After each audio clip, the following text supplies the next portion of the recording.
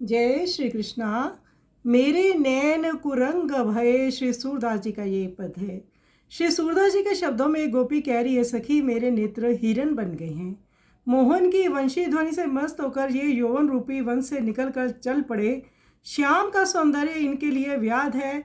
उनके कुंडल की कांति अग्नि ज्वाला है और उनकी करधनी की ध्वनि घंटानाद है।